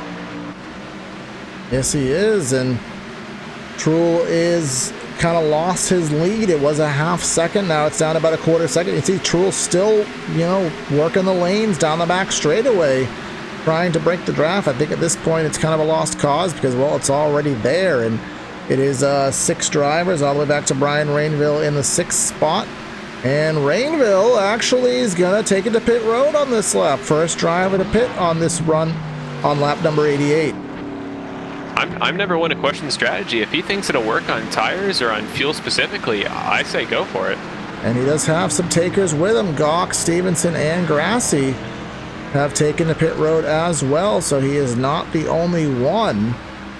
So we'll see what it does in terms of your leaders. I mean, the lap times have dropped off about a second from the best laps these guys have turned over the evening. So we'll just take that into consideration. How much time are you going to lose? How much time are you going to gain? But here we go. Your leaders stay out for another lap. To talk about in second place, Jason O'Connor making that big comeback, I just want to point out he's 27th in the points. So as far as underdog runs go, he is lower in the points than there are drivers in this race, and he's running in second. So this could be a huge result for him. Yep, and I think I was kind of going on to it about a point earlier, but this is kind of a third Daytona / Talladega track, the way it's been racing. Obviously a little bit more difficult. We spread out. We do have a little bit of tire wear handling, more of it in the mix, but just the pure how much the draft comes into play here at Michigan under this style of racing. It almost becomes a wild card event, which maybe lets somebody into the winning mix who wouldn't normally be there on your standard, 1.5 mile or short track style races. I will commend him though, because speaking from experience, I can find at the end of runs, just staying on the track to be very difficult, and for him to be having such a good run here and staying with Truel, being the only guy currently to do so, that's mighty impressive. And I think I cut you off earlier as we saw someone go through the grass. What time is it in SimWorld, as we like to say, Marshall? It is about 5:57 in the afternoon, so it should be a very warm track comparatively. Yep, and you can actually see the shadows starting to come more over the surface as we got it last year. The dynamic time of day where sun starts to go down as will naturally make the surface darker and head into nighttime. Obviously, we won't be going into nighttime here at Michigan. But actually, if you're watching this live, and the Monster Energy Cup Series race tomorrow will actually be going green around this time of day, 5 o'clock in Eastern time anyways. So the track will be cooling down more than heating up just due to losing sunlight, which will add to the grip and help these guys from their getting loose. And let's see, we come down the front straightaway. The front straightaway seems to be in full shade. 3 and 4 is still in full sunlight, so that'll be the more slicker corner on the track. And coming through 1 and 2 seems to be in shade, so these guys should have more grip in 1 and 2. Corey, if that inside tri-oval section is slicker, right as we see Chuck Sweeting coming into pit, if that is slicker, I think that inside apron there may be a huge risk to take, especially if it's not for a passing reason, because it'll be real slick to try to get on that off of corner 4. Yeah, so if you're making any kind of evasive moves on the front straightaway, definitely the hotter the track is, the less that you're going to want to put yourself in that position. But you can see the grandstand putting a massive shadow right over the start-finish line. And while 1 and 2, it's not in full sunlight, it's not necessarily shaded. It's probably a neutral handling. But 3 and 4 still in complete sunshine here. So the sun's still fully beating down on it. So that may be why we've seen so many drivers get loose through 3 and 4. It still is much hotter on the racetrack, but we're waiting to see when are these drivers going to come to pit road. Looks like we have still waiting on the top 9 or so to make those final stops. But again, we talked about lap times, and first driver to make a pit stop who's on the track right now is we'll reference Ryan Decker. His last lap was a 38.89, actually about a half second slower for your leader last time by. Yeah, I'm wondering if he did just come out of the pits, because he's running very quick laps, and it looks like guys are just kind of individually diving off, not in that big pack group you'd expect to see coming out of the pits at a super speedway. Gil Gawk, a 38.5 last time by, so that was almost 0.8 faster than your leader. So you just put that into perspective. If you're gaining 0.8 a lap and the leader stays out 4 or 5 extra laps, just think of all that time you're going to gain once the leader does make their stop, and that could actually be at a negative situation for Truel and O'Connor. If they pit too late, they're losing time to the drivers who had already made their stop. So they got to be really careful in that endeavor. But it's just the two of them in a 2-car tango up front right now. David Hensley, haven't talked about him. He's in the 3rd spot. Randall Ballard and Tim Phillips, the ladder into the top 5. Everybody else has already made their final stops. Like Jason O'Connor may be coming to pits, of your leaders may be coming here. They come to pit road this time by lap number 96. We talked about earlier, we're not positive if it's going to be a green-white checker situation, but that's going to play a big role in this pit strategy, because if you know you're going to have to make a dash to the finish and you'll have the option to pit, it will change how early you go for tires here. And just in terms of fuel calculations as well, I know, again, many series, well, NASCAR specifically, where it's unlimited attempts. When it comes to fuel, I mean, you might be calculating maybe a lap or 2 buffer in the tank. Obviously, you want to take as little fuel as possible. But if you don't add enough, you don't account for that green-white checker. You might be running 2, 3, 4, 5, 6, 7, 8 laps. You don't know how many attempts we're going to have. That is kind of the scary part of the crew chiefing aspect, is am I going to take enough fuel to account for these potential extra laps we have to run? Yeah, I think your driver, it can obviously be very mad. I can speak from experience that if you give somebody bad strategy calls, you feel absolutely terrible. And in a track like this with so much strategy in play, that might play a big part in their decision making. And naturally in the sim world where a lot of times, sometimes drivers are lucky enough to have someone being their human spotter, but a lot of times we're making our own calls from behind the driver's seat and maybe using some third-party utilities or just some mental math to figure out what we need, what our fuel mileage has been. So when you're in the car flipping through your telemetry screens trying to figure out how much to add, it's just a new dynamic to iRacing to think of adding for extra laps. We haven't had to do it in the 10 years of iRacing service, having green-white checkers. So now you're thinking, all right, well, do I want to add an extra gallon or two in there just to play it safe? I think playing it safe for the drivers at the front is the right thing to do. If you're Hunter Truex, you know you're running a very quick lap when you're on new tires, so just play it safe. Expect it to go as long as it can, but as long as you stay at the front, you'll be very safe. But for the guys like Randall Ballard, David Hensley, right, as I say, Hensley comes into the pits, but they may want to make a big strategy decision, one that might be riskier for the end of the race, because they need to find a way to get up to that 41 of Hunter Truex. But, focusing on what will be your battle for the lead, Truex has managed to get himself through the competition of Sweeting, O'Connor, and Decker. And remember, just a slight tire advantage, about 4 lap fresher tires on the number 41, because he was the last of that group to pit. Now the question is going to be, how important is that going to be? Are those drivers going to be able to stay with him, or is he going to pull off into his own little bubble? It's going to be him and O'Connor that have the freshest tires of the bunch. And now O'Connor, we haven't talked about him until the last 10 or so laps. Was he saving? Was he conserving? Did he make some setup adjustments, or just in the right place at the right time? What battle is he going to offer that number 41 machine? Yeah, I'm trying to check here to see who pitted the earliest. It looks like, if I just judge quickly, yeah, Hunter Truex definitely going to be the quicker of any tires in this group, plus the 72 of Jason O'Connor. But Ryan Decker made a crazy comeback. He was down to, I think, 8th at one point before the pit stops, but he's all the way up in that group up there in 4th. Now, he's been out there for 10 laps, so he's been out there for about 6 more laps in the top 2 drivers of Decker, of Truex and O'Connor. So he used that tire situation, getting using the freshness of the tires while everybody else was still on old tires to gain that time back. But that's going to spin around the other way, where now he has the older tires and he's not able to keep up with these top 3 who maybe can stay a little bit longer flat foot around the track, if not entirely flat foot. He's not able to do that, so he's lost the draft and he's in his own little bubble, and he'll fall back to the clutches most likely of Brian Rainville and Gil Gauck, who are 5th and 6th right now, about a second or so behind him. Yeah, and if Ryan Decker doesn't want to come into the pits again, he's just going to have to conserve hard, because he will have to go roughly 37 laps on tire, or sorry, should I say 34, which is very solid here at Michigan, and that's difficult to do while staying competitive. Yes, it is, and again, we are just about at 20 laps to go, so about 10 to 15 laps, or rather about 15 or so minutes of what would be green flag competition remaining here in the event. And we've seen in what has been a pretty green flag race, 3 cautions comprising of about 8 laps, and I can definitively say that in my efforts on iRacing, I have never seen 30 lead changes in a Michigan NASCAR style race, but that is what we've had, and I don't know if that number is done changing yet.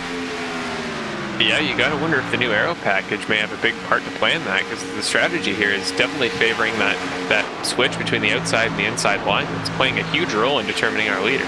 Yeah, I mean, the average Michigan race, I'd expect maybe 10 to 15 lead changes, and a lot of those being under the pit stop sequences, and we definitely saw a couple, but we've had the better part of at least 25 of those lead changes, authentic lead changes on the track, mainly between the 41 and the 5. The 5 is, let's try to follow the 5. The 5 of Wayne Grassi has got himself up to the 8th position right now. He's leading the pack, a trio of Pat McWhorter and Ken Ayland. And he has about 5 seconds ahead of him to the nearest position, which would be Mark Massot. Actually, not 5 seconds, only a second and a half, so he may actually get that. But then after Marc Marceau, it's another 5 seconds up to Gil Gauck. So if you are Wayne Grassi, I think you might get one more spot in Marceau, but I do not think you're going to get much more than that without the help of a yellow. If I were to crown an Ironman for this race, Wayne Grassi has been through so much turbulence just in terms of his race situation with several incidents here, but he's made a solid comeback with almost no damage to speak of, so he's had a great race when it comes to adapting to his surroundings. 26 laps in charge of tonight's event, but all 4 not. And again, I've noticed that all broadcasts, I haven't quite said it yet. Again, going back to the features on the iRacing service that were just added in our Week 12 update. We had the green white checkers that we talked about, but visually, there's a new setting that really brings some authenticity to these the visuals here. This motion blur feature that you can see dependent on the cameras as the cars go by really adds a sense of speed. It just really makes these broadcasts look really nice. I'm just kind of in awe at it as I continue to watch the cameras go by. Yeah, as far as separating iRacing from any other racing sim out there, that's a really cool feature, and you're never going to see that in something like an F1 game or even a NASCAR game for a console. So to see that here is really cool. Between that, I mean, and then we come down the front straightaway, as we said, now with the day-to-night model kind of doing its thing. There's shade all throughout the front straightaway here, and even into turn 1 and 2. Complete shade through 1 and 2, so that's going to add to the grip or kind of allow them to go probably flat out. But as we go on board with your leader right now, and now behind him to Jason O'Connor, we go through 3 and 4, Marshall, and you can still see 3 and 4 is in full sunlight. So the track temp there is going to be significantly hotter, which again, that just takes away that grip. So you're going to have to drive these both ends of the racetrack differently. Yeah, and I think that's something you're going to have to really remember when you're trying to make moves, is just because something works in corner 1 doesn't mean you can do it again in 3. So it'll really be here who can think on the fly quickest and who can make decisions the best of anybody in that top 3. And that's just kind of something that comes with the iRacing simulation, with how the package works on a large racetrack like this, 2 miles across, many acres that comprise this speedway. You know, sometimes you'll be on one side of town at home and it's raining, you go to the other side of town and it's fully sunny outside. That kind of stuff does happen on these larger tracks. Each side of the track may have different conditions visually and in terms of just the weather universally, so that does seem to be what is going on. But just back to what is going on up front, coming to 16 to go. I had to do some mental math there just for a moment. And I'm just really thinking, Marshall, that O'Connor is just, I don't think he's really trying now. I think he's just saving his tires, rolling it into the corners a little bit longer than he maybe needs to. Just trying to save those tires and prepping for what would be a battle to win this race. The question is that making Truex more or less comfortable? Because you see him not making any crazy moves like you might have seen Wayne Grassi in the 5 doing earlier in the race. But at the same time, you know he's just sitting behind you conserving fuel, and you know he's just sitting there trying to follow your line and keep the same tire, if not better, situation than you. Yeah, and then even Chuck Sweeting. Chuck Sweeting kind of surprising me with that number. I keep saying 62 because that is the registered number in the race, but the number 26 visually, I'm surprised he is on 4 to 5 lap older tires, but he's still staying with these top 3, and it is going to be a battle amongst these 3 drivers for the win unless we do have a caution. And I think he's taking this to his advantage as well. He's just running in line, maybe just got a coasting half throttle, 3/4 throttle, just saving that car so that when O'Connor and Truex start battling, he has an opportunity to take advantage and maybe get himself in victory lane. Yeah, and knock on wood, but I certainly hope we don't see an incident here. But if we were to, he's in that perfect spot where he's just far back enough that he can kind of hold tires, and in case they go around, he can make the best of his line. But yeah, this is definitely a track where if guys start getting desperate but don't have the tires to do so, we could be seeing an incident here in the top 2. Yeah, we've seen on countless occasions tonight drivers getting loose through the corners here, and again, mainly through 4, which, as we talked about, is the hotter end of the speedway, still in sunshine here as the sun is going down, but 3 and 4 still is fully engulfed at this point as we're closing in on 10 to go. It's going to be 13 laps to go here at Michigan Speedway, and we've seen that 41 been up front for the majority of the race. Sweeting has been up there as well. O'Connor, he put himself in position on the tail end of this race, but he's up front where it matters. Ryan Decker, again with his comeback, he is in the 4th spot, but he has fallen into the clutches of Brian Rainville. Rainville has actually pulled away a little bit from the driver who was behind him, which was Gil Gauck. Gauck, remember, he had a spin earlier in the race off the bumper of the 0-1, as a matter of fact. Mark Massot in 7th, kind of running in his own little bubble. Then we have Pat McWhorter, Randall Ballard, and David Hensley, a trio of drivers 8th through 10th. Wayne Grassi, remember, he has been up front for the majority of the race. He's in 11th, what could be 12th with Ken Ayland. And we have Blair Stevenson in 13th, Tim Phillips in 14th, Sherwood Williford in 15th. He was up front earlier in the race. Not sure what happened to him. Actually, Sherwood Williford, from what I'm seeing, I think he had a speeding penalty. And he's back in 15th. He had a 30-second pit stop, which would make sense that 30 seconds, but a 15-second stop plus a 15-second penalty. So I think that's what took 33 out of the race. And it always surprises me in this day and age to see speeding penalties, because so many guys just use the auto pit limiter, including myself. But when you don't, you can run a few miles per hour above the pit limit, and the game won't call you. I think it's about 3 miles per hour. You can consistently run just over, so you can make some definite progress in the pits, and even make some passes into your pit box. But at the same time, you then run the risk of being like him and taking that penalty. And now, if you're Sherwood Chuck Sweeting loose off of 4. Saves it. Wow, I mean, again, that corner 4, it's just been a killer tonight. And like we've been talking about a lot, you got to wonder if it's the track condition, but it doesn't look too shady at the moment, at least not compared to the other corners. He's loose in 1 and 2, another save. I'm trying to check out what his tire condition is like, because 22 laps into a stint. I mean, I know the Stanley Cup Finals is on right now, but I think Sweeting is putting up some ice skates right now and taking a stab at it to help the Blues out right now, because he is just all slidey and all over the place, and he was going for the lead and with the trio up front, but he is now just going to try to salvage that thing and take it home without wrecking it. I mean, he's still got a 6-second lead on Decker with 10 laps to go, so if he just plays it safe, like, he's not going to be able to catch O'Connor and Truex, at least not if there's not an incident. So I would just sit there and try to conserve that lead that is getting smaller and smaller as I speak. Yep, and then up front, it's just a matter of your top 2, and again, if you are O'Connor right now, Marshall, I mean, we've seen all race how easy it is to make a move. I think if you're the 72, I think he's just going to back off about 3 or 4 car lengths, probably within a lap or 2 of the end of the race, and try to get that draft, and if anything, maybe try to get to the outside of the track. But remember, all he has to do, he doesn't need to clear. All you have to do to win the race is be an inch ahead at the start-finish line, so you may not have to make the pass entirely. You just have to position yourself to be up front and be in enough of a position at the start-finish line. And a move we haven't talked about yet, but it is the Cup Series. A bump and run, if he gets desperate, is very realistic. That could happen, because if Truex keeps playing the great defense he's been playing, that may be one of his only ways by.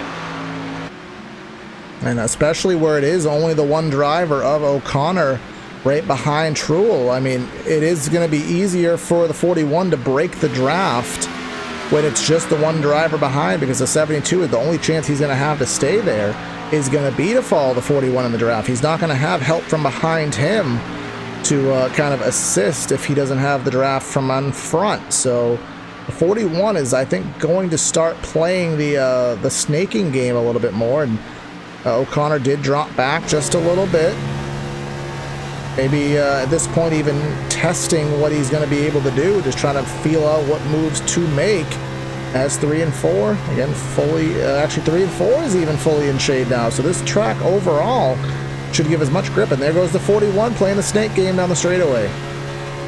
Spoke about the surroundings of the 72 of Jason O'Connor and how he's got nobody near him. I'd almost rather be him right now, because Truex doesn't know what to expect. You can go wherever you want in those last 2 or 3 laps, and Truex is just, he's almost watching it happen. There's not much you can do with that snake line if he dives to the inside. Yeah, he's just waiting to see. I mean, the 72, he comes to the inside of the track. I don't know how much that move is going to do. It's going to get him closer, most certainly, to the 41. And now he's going to be in that range where he can, bump draft or whatever he wants to try to do. The 41 pulls right to the rear deck lid of Truex. Where is he going to go? What is he going to do with it? The answer is nothing at the moment, but he will keep trying in that Ford Mustang. These two guys in the front too, both running on identical tires. They both pitted at the same time, so this is going to be a battle of skill. No excuses here. Again, if a caution does come out, I mean, we are assuming there's going to be a green-white checker, but we are not fully confirming that just because we don't know back end if the league had said it or not. So keep that in the back of your mind. If a caution does come out, I don't really see any other imminent battles on the track. There actually is from about 7th to 9th right now. Pat McWhorter, Randall Ballard, and David Hensley. There's a lot of racing going on there. So if a caution comes out, it may be in that pack from about 8th to 15th or so position. But we're going to follow it up front here as we are on 4 laps to go. And if you're O'Connor, you're just waiting to make whatever move you feel like you're going to have your best chance to make. If you're the 41, you're going to block it. Yeah, one of these guys is going to have to get impatient and get aggressive and make moves that, you know, are a bit different than what we've been seeing with just this pack mentality of making the easy passes. So they'll have to do something a little bit different if they want to win this thing. What the 41 does not want to do, he does not want to open up the top. He does not want to let that 72 get to his outside off of the exit of the corner and then drag race him down the straightaway. At this point in the run, 25 laps in, you want to be on that outside. The inside is a lot more difficult to run, so you want to force him down there and, well, if anything, hope he doesn't wash up the track. I don't think that these guys will do anything overly risky to win the race, but by all means they are going to go for it as we do come to 3 laps to go. I will say though, if I'm O'Connor and I'm, as I mentioned before, 27th in the points, I might start making those big moves to try to get the guy running up in 3rd in the points. Like, these are the situations you take advantage of if you want to win this championship or even come close to being in the top 5. Yeah, we will see. And again, here comes the snake moves, and well, O'Connor, he's not falling for the snake move this time by. He's going to stay straight down the back straightaway, maybe let the 41 scrub off some speed. Here comes the 72 running just a lane lower through 3 and 4. Is he going to be able to pull any of his car to the inside and pull a side-by-side battle as we're coming to the stripe? 2 laps to go. O'Connor is door-to-door. Yeah, and that was the farthest he's gotten on that inside line so far. I think they kind of did an over-under there on entry, and he's going to be able to stick it here. He might be able to slide up on exit. Now, does the 41 want to fall back in line, or does the 41 want to battle him side by side? I don't know what to do right now. I don't know what is the best option, but we're going to go door-to-door down the back straightaway coming to the white flag lap. Looks like he's not going to come down to cover yet. I think he takes the risk of those former incidents where if you cut down on the nose, you risk taking yourself out. So he's going to let him sit there, but he's going to get the run on the outside. All right, we're coming to the white flag lap. Once the white flag flies, the next flag will end the race, and that will be the checkered. There it is, your white flag. 2 more miles around the Michigan Speedway.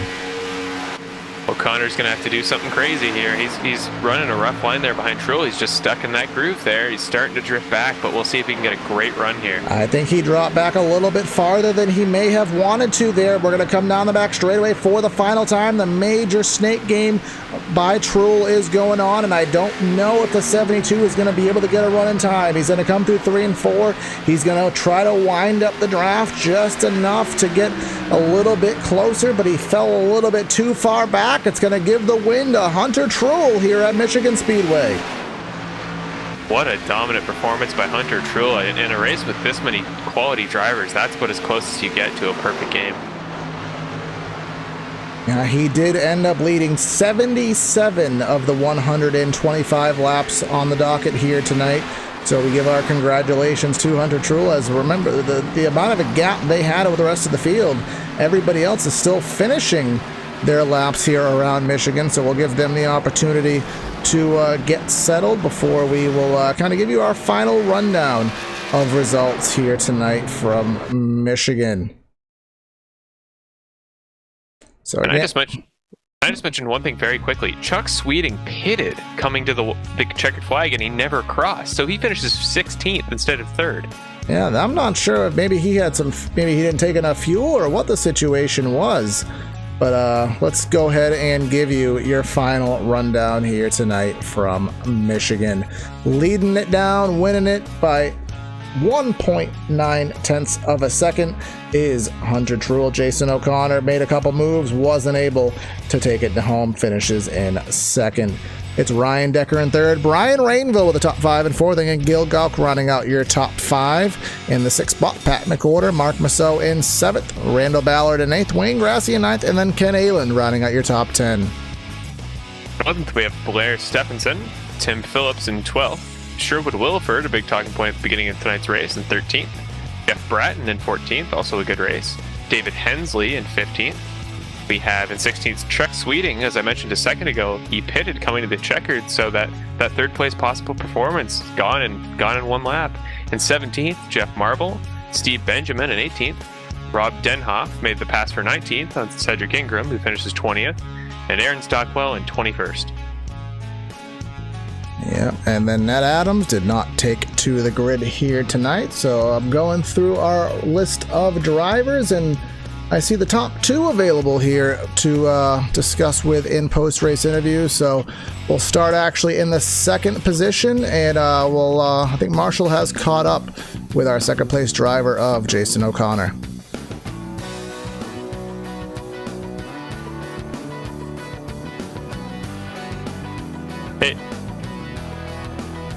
Hey, Jason, you got me? 10-4. Well, first of all, I just want to say great performance there. I mean, when it comes to running at a full race this long at Michigan, that was a very impressive performance. I just got to ask, what was your strategy in those last few laps racing Hunter Truel for the win? Well, honestly, me and Hunter are kind of teammates thing, and so originally we were just kind of working together to pull away from third. And then he spun on his own there a little bit, gathered it back up, but there was enough of a gap where it was just between us. And I went for it on the 2 to go there, but it was just too loose on the bottom, and then I couldn't get another run on him again there. It got tight off of 2 on the last lap there, and that's how we finished. But it was a long race, and just stayed out of trouble, and found my way at the end there to be at the front of the line. Yeah, staying out of trouble, definitely a big talking point tonight. Another big talking point was the changing track conditions between the shade forming at the time of day and the new aero package.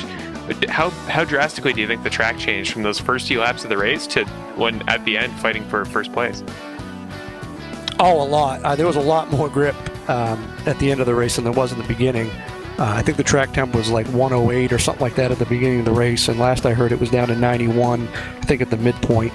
And temperature means a lot with grip and whatnot, so I mean it played a big role. I gotta ask, great second place performance. Is there anybody you want to shout out or give a thanks to for tonight's race? Just thank the league and Brian and Hunter and Ed and all them guys, and thank you guys for what you do, and we appreciate it. Thank you, Jason. Again, great race tonight. Thank you, guys.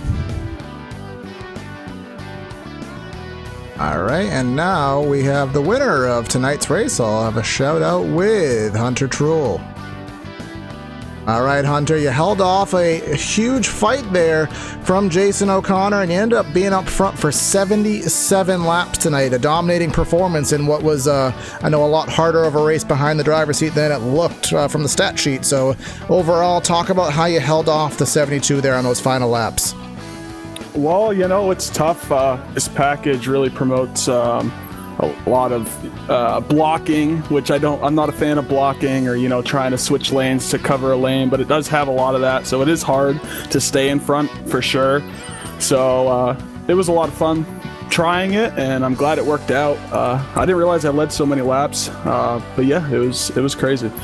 Yeah, so as you said, with the package and staying up front being harder, so what was your mindset even just coming into it? Obviously, you've had some success this season, being up front with multiple wins, but kind of coming into what was almost almost like a wild card race, almost like a Talladega. What was your mindset coming into it? And I mean, obviously you won, but did it kind of go the way you planned on it? Actually, you know, my mindset has past few weeks I haven't had the best finishes, so I was just trying to get, you know, a decent finish, try to get my points back up. I've got 3 wins. I'm running third in the points, so you know, I was just trying to get the best finish that I possibly can. I knew that a win was possible if I tried my best at it, and kind of felt out the car. So I started in the back and kind of felt out what the car was doing. I mean, it turned out better than what I expected. So it's like racing Talladega at Michigan. It's pretty crazy. Yeah, so it definitely worked out for you. I mean, again, kind of Talladega Junior, as I like to call it. It's out of the way, and then of course, you guys, I think you're off next week for the Father's Day break, obviously emulating the real world schedule. But then a totally different ball game as you guys head to Sonoma in 2 weeks. So, what are your thoughts headed to the road course as the next event? Well, let's just say I don't have my hopes up. Had success in the past with road racing, but it's definitely not my strong suit. Short tracks are my strong suit, but hopefully I can get something together for the car and figure it out, run some laps, and get something that can compete. All right, brother. Anyone you want to give a thanks or shout out to for tonight's efforts?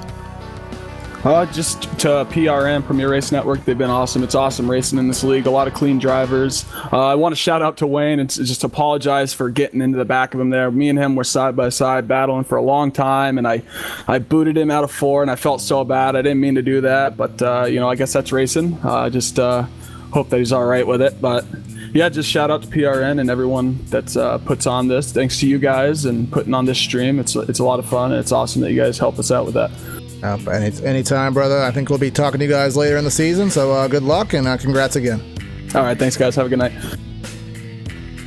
All right, so that is your post-race show, talking to the top 3 drivers here. Well, top 2 drivers ended up being here tonight. I did not see Ryan in the list. Ryan Decker with the 30 is not here, but congrats to him on that effort. And again, we're going to wrap up coverage here tonight from the Michigan Speedway. I want to give a shout out to our channel sponsors here on PTR TV, Air Movement and Fabrications, the ventilation service to trust, based out of the UK in Nottingham. So I give a shout out to their website. If you are over there, give them a check, give them a shout out.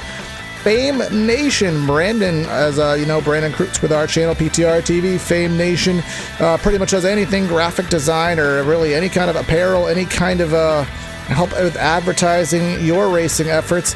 You can give Brandon a shout out at famemotorsports.com, whether it be a paint scheme, whether it be apparel, t-shirt, hero card, pretty much anything.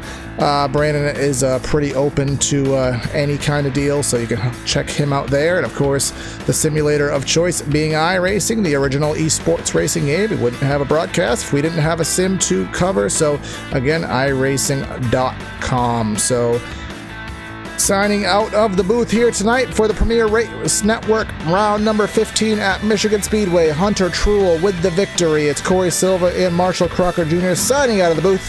Have a great night, and we'll catch you next time. Yes. See ya.